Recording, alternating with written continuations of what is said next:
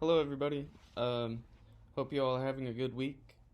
So, the prompt asked, what are some barriers preventing meaningful conversations about race and racism, and how can we overcome them? My first thought of a barrier was fear. Fear causes many people within dominant groups to be afraid of people within oppressed groups, and people within oppressed groups to be afraid of people in dominant groups. And that is because dominant groups have historically caused violence and oppression against oppressed groups, and oppressed groups are seen in dominant groups as violent individuals. The second barrier to meaningful conversation is racism itself. This kind of goes along with fear, but racism and believing that one group is not as fit as another group, or believing stereotypes about them, prevents racist individuals from entering into conversation with them. The third reason I could think of was lack of cultural knowledge. And what I mean by that is people in dominant groups aren't traditionally taught a whole lot about the history of oppressed groups within grade schools, at least when I went to grade school. Maybe today they have changed the curriculum and started to teach about oppressed groups' history, but lack of cultural knowledge causes people to feel as if they won't be able to connect with the other person because they don't have a lot in common with them. Fourth barrier is the human potential to form groups. The person within the dominant group is going to stay within their dominant group usually, and the person within the oppressed group is going to keep to their oppressed group members. And so that kind of prevents discourse between individuals of both groups. I'm not saying it doesn't happen, but it causes barriers a lot of times. And within the dominant group and within the oppressed group, people might feel more comfortable talking about racism because they're more comfortable with these people that they feel they have more in common with them. And my last point was a sensitive history is a part of racism. For instance, African American slavery, Japanese internment camps in World War II, the genocide of Jewish individuals by the Nazis.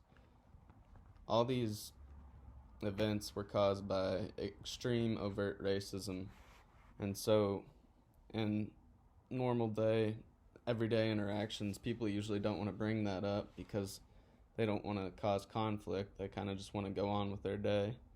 And they might be at work and they're focusing on something, and they don't want to open up opportunity for conflict or serious discussion.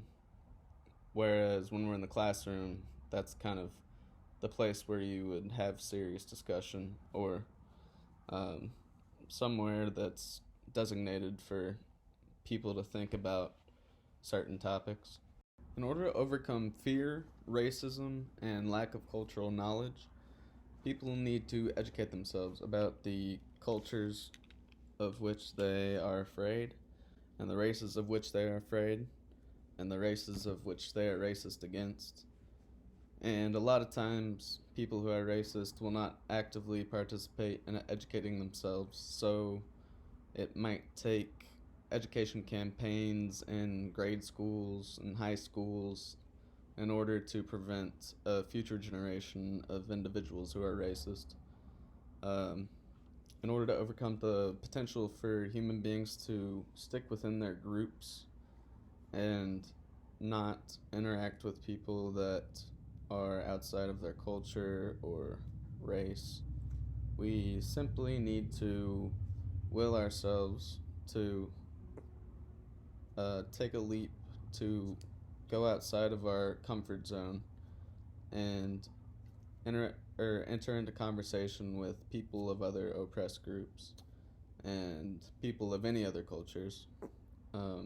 We just need to work towards making ourselves uncomfortable and being uncomfortable in those situations, because eventually we will become comfortable in those situations, and it will move us towards a more accepting society. In order to overcome the barrier of not wanting to talk about the sensitive history and topics that involve racism, such as African American slavery and the genocide of Jewish individuals, um, we have to be willing to talk about these subjects and make ourselves uncomfortable once again to become more comfortable in talking about it more often. Although there is a way that it should be done tactfully, and it should be done with respect and consideration of the person that you're talking to, and respect and consideration of the history itself. So it should be talked about in a manner where the other individual isn't offended by how you talk about it. You might want to ease into the conversation by asking the other person questions about what they think about the history of racism, and maybe not jump fully into the violent specifics of it all, because somebody might get triggered or upset, and then it might cause conflict. So, those are my thoughts on the prompt, and I hope to hear from all of you guys. I'm excited to hear from all of you guys, and thank you for listening.